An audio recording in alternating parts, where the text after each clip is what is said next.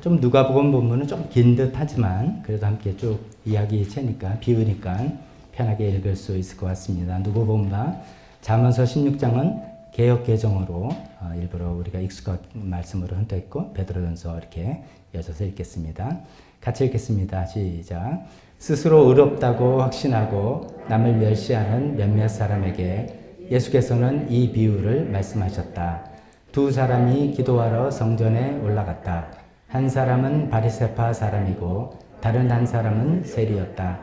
바리새파 사람은 서서 혼잣말로 이렇게 기도하였다. 하나님 감사합니다. 나는 남의 것을 빼앗는 자나 불의한 자나 가늠한 자와 같은 다른 사람들과 같지 않으며 더구나 이 세리와는 같지 않습니다.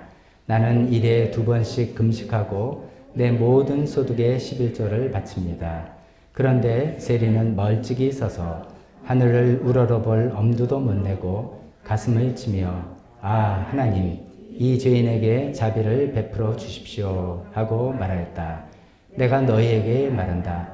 의롭다는 인정을 받고서 자기 집으로 내려간 사람은 저 바리새파 사람이 아니라 이 세리다. 누구든지 자기를 높이는 사람은 낮아지고 자기를 낮추는 사람은 높아질 것이다. 잠언서 읽겠습니다. 시작. 교만은 패망의 선봉이요 거만한 마음은 엎어짐의 납잡이니라. 베드로전서 말씀 시작. 하나님께서는 교만한 자를 물리치시고 겸손한 사람에게 은혜를 베푸십니다. 아멘. 설교를 위해서 기도하겠습니다.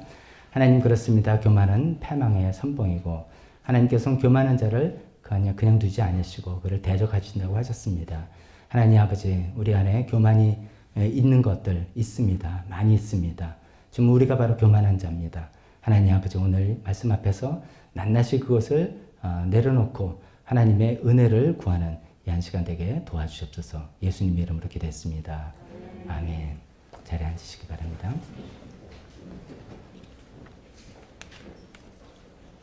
새해 들어서면서 우리 주제 설교 시리즈로 죽음에 이르게 하는 죄라는 제목을 가지고 여러 죄의 목록들을 우리 살펴보고 우리 삶을, 우리 인생을 점검해보는 그런 시간을 갖고 있습니다. 오늘은 이제 교만, 소제목이 모든 악의 뿌리다라는 제목을 가지고 이 말씀을 살펴보겠는데 오해는 없어야 되겠죠. 죽음에 이르게 하는 아주 큰 죄가 있고 다른 죄는 그냥 저도 괜찮은 죄가 있다는 그런 뜻이 전혀 아니죠. 모든 죄는 아무리 작은 죄라 할지라도 사실은 죽음에 이르는 죄입니다. 근데 이제 우리가 회개하기 때문에 거기서 하나님께서 우리를 용서해 주시는 거죠. 그 모든 죄가 다 이렇게 무서운 죄지만 우리 기독교 전통에서 지난번에 말씀드린 것처럼 이집트의 그 사막의 수도사들로부터 시작해서 쭉 그 내면을 살펴보니까 이러이러한 죄들은 진짜로 무서운 죄들이다. 어쩌면 죄의 어떤 뿌리에 해당되는 그런 죄들이라서 정말 조심하고 경계하지 않으면 그냥 나락으로 떨어지겠다라고 하는 그 목록들이 지난 1500년 정도 동안 기독교 전통을 통해서 내려왔는데 그것을 우리가 하나씩 생각해 보는 것이고 그런 의미에서 죽음에 이르게 하는 죄라는 뜻입니다. 다른 죄는 괜찮다는 뜻이 아니라는 뜻이죠. 지난번에 말씀드린 거 다시 한번 이제 기억을 되살려 보면 죽음에 이르게 한다는데 대체 뭐 어떤 죽음을 말하는 거냐? 이게 뭐 죄를 지면 하늘에서 당장 벼락이 떨어져서 내가 죽는다는 소리냐? 아니면 병 걸려서 그냥 죽게 되는 그런 소리냐? 그런 소리 아니라 이렇게 설명드렸죠. 성경에서 보통 죽음을 이야기할 때 세 가지 측면에서 이야기합니다. 첫 번째는 영적인 죽음이죠. 두 번째는 육신적인 죽음을 이야기하고 세 번째는 영원한 죽음을 또 이야기하고 있습니다. 이 영적인 죽음은 하나님과 내가 관계없는 것이죠. 교회 나가고 선하게 해도 하나님이 나의 정말 주인이 되시고 아버지가 되시는 예수님 영접해서 그렇게 된 게 아닌 상태에 있는 사람은 사실 영적의 죽음에 관계에 있는 것이죠. 이게 하나님과 관계가 소홀해지는 게 뭐 죽음이냐? 대개 이제 하나님을 믿지 않는 것 때문에 그 자체로 괴로워하는 사람은 거의 없는 것 같습니다. 근데 이제 그렇게 되면 반드시 이웃과의 관계가 문제가 생기는 것이죠. 좋을 땐 좋은 거지만 안 좋은 일이 시작되면 걷잡을 수 없고 이웃과의 관계가 많이 우리를 힘들게 하는 그런 모든 것들이 영적의 죽음이라고 볼 수가 있겠죠. 그러다 이제 육신적인 죽음은 우리가 다 겪게 되는 것이고 그다음에 영원한 죽음이 있는 것이죠. 우리가 이제 오해하는 것들이 있습니다. 아무리 죄를 져도 저 사람 진짜 죄인, 내가 교회 안 다녀도 저 사람 죄인이야. 근데 영적인 죽음 멀쩡히 잘 살고 육신적인 죽음 죽는 건 다 죽는 건데 그 전까지도 뭐 문제없이 잘 살던데 이렇게 생각을 해서 에휴 죄의 삭시 무슨 사망이야 이렇게 생각하는 경우가 있습니다만 그런 아주 예외적인 경우에는 영원한 죽음, 지옥의 삶이 또 기다리고 있다는 것도 우리가 반드시 기억했으면 좋겠습니다. 자, 이런 이제 죽음을 이르게 하는 죄들을 하나씩 살펴보는데 오늘은 그 중에 첫 번째로 교만에 대해서 살펴봅니다. 세상에 교만한 사람 좋아하는 사람 있을까요? 다 교만한 사람 싫어합니다. 자기 잘난 척하는 사람 다 싫어합니다. 특히나 교만한 사람은 교만한 사람을 귀신같이 알아봅니다. 다른 사람 잘 모르는데 교만한 사람끼리 소위 이제 그 전문 용어 있죠. 선수끼리 알아본다고. 교만한 사람끼리 뭐 너무너무 잘 알아봐요. 불꽃 튀기는 어떤 그런 것들이 막 있는 것 같습니다. 근데 이제 세상에서 교만을 그렇게 죄라고 정죄시하나? 아니 뭐 사람 교만하면 안 돼 이런 얘기를 다 합니다만 세상에서도 은근히 교만도 능력이야. 교만할 만하니까 네가 교만하지. 뭐 이런 얘기를 합니다. 너 교만해도 돼. 넌 대단하니까. 뭐 이런 얘기도 우리가 좀 가볍게 하는 경향도 있습니다. 근데 이제 성경을 통해서 보면 오늘 제목처럼 교만은 모든 악의 뿌리고 악죄 중에 가장 악한 죄라고 하고 있습니다. 굉장히 가장 우리가 경계해야 되고 조심해야 되는 그런 죄라는 것이죠. 왜 그런지 한번 쭉 살펴보겠습니다. 먼저 이제 보통 우리가 생각하는 교만의 특징들이 여러 가지 있는데 그런 것들을 하나씩 생각해 보겠습니다. 교만의 첫 번째 특징은 이제 교만은 경쟁적이다. 비교, 경쟁한다는 것이죠. 교만은 끝없이 다른 사람과 비교를 합니다.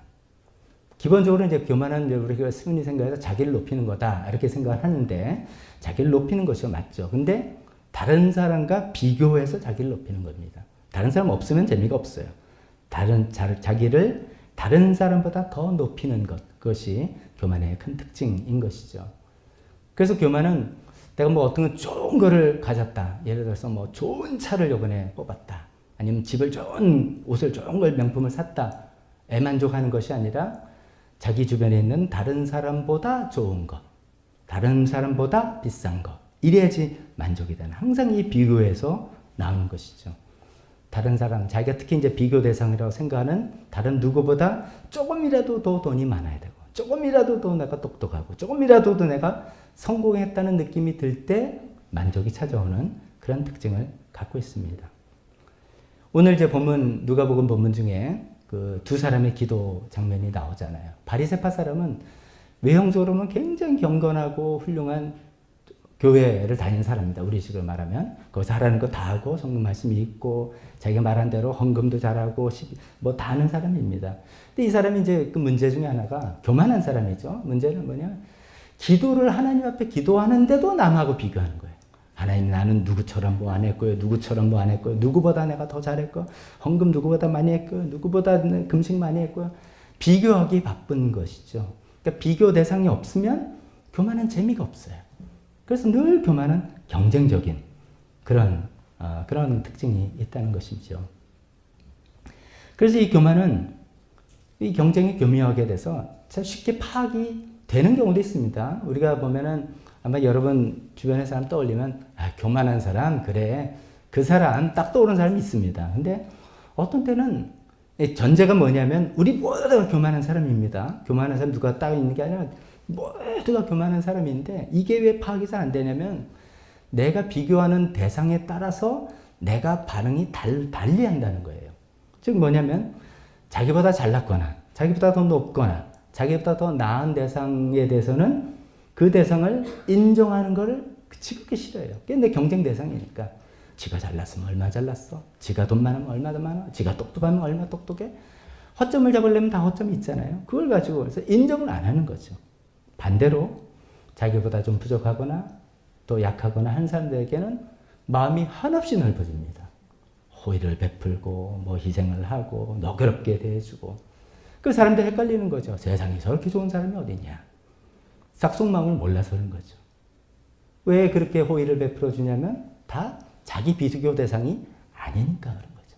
자기 비교 대상감이 아니니까 그 사람들한테는 호의적으로 했지만 자기 비교 대상일 때는 굉장히 그 사람을 인정을 안 하는 그 특징이 교만이 경쟁적이기 때문이라는 것이죠. 자기보다 잘난 사람에게는 비판의 날을 내세우죠. 그렇지만 그 사람 앞에 겸손한 척하죠. 겸손한 척하죠. 왜냐 아직은 자기가 힘이 약하기 때문에 저 사람을 대항할 힘이 부족하게 생각하기 때문에 겸손을 가장할 뿐이죠. 그런 아주 묘한 여러분 그거를 우리가 속을 다 안다고 생각해 보세요. 얼마나 싫겠습니까? 그런 사람을 대하는 게 그게 교만의 특징, 경쟁적인 특징. 우리 모두가 갖고 있는 우리 모두가 경중의 차이가 있지만 다 갖고 있는 그런 교만의 첫 번째 특징입니다. 경쟁적이다. 끊임없이 비교한다. 자기보다 높은 사람은 잘난 사람은 인정하지 않고 흠집을 잡으려고 그러고 자기보다 못한 사람은 너그럽게 잘해서 자기가 마치 선한 사람인 것처럼 스스로도 착각하게 하는 것이다. 하는 것입니다. 두 번째 교만의 특징은 교만은 공동체의 분열을 일으킨다. 하는 것이죠. 공동체의 분열을 일으킨다. 왜 그런가 하면 교만한 사람은 일단 남의 말을 잘 안 듣습니다. 남의 말 듣는다는 게 이제 영어로 hear와 listen 있잖아요. 그러니까 hear도 안 하고 listen은 더 하는 거죠. 남의 말을 들어주기보다는 자기만 하기에 바빠요. 왜냐면 남의 그 사람 말해봤자 시답지 않은 거죠. 말 되도 않는 소리 하니까 그냥 내 말이나 들어 하면서 자기 말하기 바쁘고 또 자기의 판단, 자기 생각이 더 합리적이고 더 의롭고 더 도덕적이라고 생각하기 때문에 그저 끊임없이 남한테 이야기해주기 바쁜 것이죠. 뭐 지위가 내가 누구보다 낮으면 말을 할 수 없이 듣죠. 상사의 말을 듣고 뭐 나이라든지 우리 사회에서는 뭐 이렇게 듣습니다. 또 남의 말을 들어주는 게 교양이라고 생각해서 들어줍니다. 근데 그건 교양일 뿐이죠. 실제로는 남의 말을 경청해서 듣거나 그 사람 의견을 잘 받아주거나 이러지를 않는 것이죠. 남의 말을 잘 안 듣습니다. 그렇기 때문에 교만하면 쉽게 분노합니다. 내 말을 들어야 되는데 내 주장, 내 판단 받아들이지 않을 때 참지 못하고 분노하고 비난의 날을 세우게 되는 것이죠. 이런 특징들 때문에 교만은 주위 사람들에게 상처를 주고 공동체의 평화, 관계를 해치게 되는 그런 악영향을 미치게 되는 것이죠. 그래서 교만한 사람이 있으면 그 공동체 하나 되면 참 위기에 처하게 되는 그런 경우를 우리 많이 보게 됩니다. 교만이 이제 이렇게 공동체 분열을 해친다면 세 번째 특징은 또 묘하게도 교만의 기저라는 건 이제 뿌리 바닥이라는 뜻이잖아요. 교만의 바닥에는 열등감이 있다는 것입니다. 우린 생각에 교만한 사람이 우리 표현이 잘났어 이렇게 생각해서 그 사람이 교만을 행사할 만한 어떤 여러 가지 우수한 그런 능력과 뭐 갖고 있는 거를 그 사람이 내세운다라고 생각을 합니다. 그러나 그렇게 교만을 행사하는 사람의 그 마음의 그 뿌리에는 열등감이 있다는 것이죠. 뭐 말씀드려도 뭐 중요한 사람은 아닙니다만 오스트리아 정신의학자인 알프레드 아들러라는 분이 그런 것을 파악한 사람이죠. 열등감에서 이 교만은 열등감에서 오는 그런 경우가 많다는 거죠. 그게 이제 이야기 시작은 이렇게 됩니다. 교만한 사람은 자랑을 하지 못해서 안달하잖아요. 자기가 너무 잘났으니까, 너무 좋은 게 있으니까. 그래서 막 틈만 나면 이제 막 자랑을 하는데, 물론 자랑하는 사람은 감사하다고 하는 거라고 얘기합니다. 아유, 감사해서 내가 하는 이야기야. 라고 하는데, 듣는 사람은 다 알죠. 아, 저 사람 되게 자랑하는구나. 근데 이렇게 자랑하지 못해서 안달하는 그 심리가 바로 열등감에서 오는 경우라고 이 정신의학자가 이야기하고 있습니다. 이게 왜 그러냐면은, 이제 열등감을 갖고 있는 사람은 그것을 만회하기 위해서 굉장히 자기를 우월감을 주게 하는 그 성공을 굉장히 갈망하게 되죠. 자기 열등감을 성공으로 채워야 된다고 생각하죠. 그래서 열심히 필사적으로 노력도 하고. 그래서 많은 사람들은 그것을 성공을 이루게 됩니다.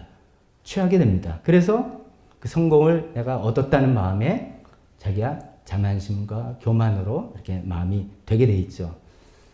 그렇지만 인간의 마음이 참 묘합니다. 우리 인간의 마음은 어떤 제가 뭐 영어로 표현하면 doing 이런 것으로 채우지를 못하는 것이죠. 우리 인간은 어떤 관계적인 존재라서 크게는 하나님과의 관계, 작게는 나에게 굉장히 중요한 내 생에 중요한 사람과의 관계를 통해서 관계에서 채워지는 것이죠. 근데 내 마음속에 있는 열등감을 어떤 성취, 어떤 doing, 업적 이런 걸로 채우려고 해서 채워졌다고 생각해서 나는 교만한 어떤 행동을 하지만 그 마음은 비어있는 그런 셈이죠. 이게 이제 소위 말해서 안정감을 주지 못하는, 안정감 굉장히 중요한 거 아닙니까? 우리가 사람과 사람 만날 때 저 사람이 나를 공격하려는 사람인가? 저 사람이 나를 책잡으려는 사람인가? 아니면 저 사람은 내 편인가? 이거 굉장히 중요하죠. 내 편이다. 무조건 내 편이다는 안정감이 있어야지 관계가 이제 형성이 되잖아요. 근데 이런 성취, 업적, 세상에서 뭐 이 성공 이런 것들은 나에게 본질적인 안정감을 주는 게 안 된다는 걸 우리가 너무 잘 알아요. 잘 나가다가 금방 회사에서 사업이 망하거나 뭐 어떻게 되는 사람 너무 많이 봤습니다. 관직에 있다가 무슨 일 터져가지고 금방 뭐 이상하게 된 거 너무 봤기 때문에 지금 비록 내가 성공을 취했다 할지라도 이 성공이 영속적으로 간다는 보장이 없다는 걸 알기 때문에 불안한 것이죠. 그렇기 때문에 자신의 열등감이 완전히 해소되는 게 아니라 그 요소가 자극을 받게 되면 감정을 조절하지 못하고 분노를 표출하고 이런 식으로 또 악순환으로 되는 것 같습니다. 그래서 여러분 주변에 뭐 이건 뭐 여러분 주변에 아닙니다. 우리 다의 얘기지 않습니까? 교만한 사람을 보면은 우리가 보기에는 저 사람 자신만만하고 당당하고 강한 것 같고 뭐 이렇게 했지만 가장 마음에 상처가 많고 그 상처를 성공으로 포장하고 있을 뿐이구나 이렇게 생각을 해야 되겠죠. 그래도 그게 좀 힘들죠. 그게 힘들지만 그게 우리 마음속에 깊은 곳에 있는 그 심리 상태라는 것입니다. 여기서 조금 열등감 문제를 한번 생각해 봅시다. 열등감은 어떻게 해결을 해야 될까요? 세상에서 가르쳐준 것은 열등감을 성공으로 해결하라고 우리에게 가르쳐주죠. 네가 성공하면 우쭐해주고 자신감 껴주고 뭐 잘 돼라고 합니다. 맞습니다. 어느 정도 틀림없습니다. 돈도 좀 벌고 뭐 지위도 올라가고 뭐 좀 이렇게 될 때 내 열등감에서 해소가 돼서 보상이 된다고 생각하는 것이죠. 자기에게 열등감을 줬던 어떤 요소들이. 그렇지만 한계가 있다는 것을 우리가 다 느끼잖아요. 성경에서는 뭐라고 이야기합니까? 성경에서는 이렇게 이야기하죠. 사람이란 하나님께서 부르신 각자의 부르심이 있다. 굉장히 중요한 겁니다. 하나님께서 우리를 각자를 다르게 만드셨고 다른 모양으로 다른 위치로 부르셨다. 빈부, 귀천 다를 수 있다는 거죠. 이 말씀을 오해하지 맙시다. 내가 천한 사람 낳았으니까 너는 천한 것으로 계속 있어. 이런 뜻이 아니라 우리 삶의 어떤 위치와 양상이 하나님께서 우리를 부르신 모양이 다 다르다는 거죠. 어떤 집안에서 태어났고 어떤 내가 역할을 하고 이런 것들이 하나님의 어떤 부르심인데 그 부르심은 고유의 가치. 나한테 그 부르심이 나 자신의 고유한 가치라는 거죠. 내가 이 가치를 스스로 만들어내는 게 아니라 하나님께서 나를 어떤 존재로 만드셔서 부르셔서 만들었다는 이게 나의 가장 중요한 나의 가치다 라고 생각할 때 열등감에서 해소가 되고 우리 마음에 안정이 오고 평화가 온다 라고 이렇게 우리에게 가르쳐주고 있습니다. 우리는 예수님을 영접할 때 영접하는 자 곧 그 이름을 믿는 자에게는 하나님의 자녀가 되는 특권이 주어졌다. 이건 다 공통적으로 우리에게 주어진 거죠. 우리가 정말 교회를 다니고 소위 내가 그래도 신앙생활을 해본다라고 할 때 가장 기본적인 이것입니다. 가장 중요하고도 기본적인 내가 하나님, 예수님 믿고 하나님의 자녀가 됐고 그래서 오직하면 성경이 특권이라고 이야기합니까? 이게 너무너무 놀라운 특권이고 놀라운 나 자신에게 주는 가치라서 물론 그 외에 다른 것도 필요하고 다른 것도 우리가 원하지만 이게 가장 큰 가치고 가장 큰 나의 어떤 마음을 든든하게 해주는 것이다 라는 것을 믿고 받아들이는 분과 그건 그거고 그건 뭐 천국 갈 때나 쓰는 것 같고 이 세상은 다르다. 이것은 천지 차이죠. 천지 차이죠.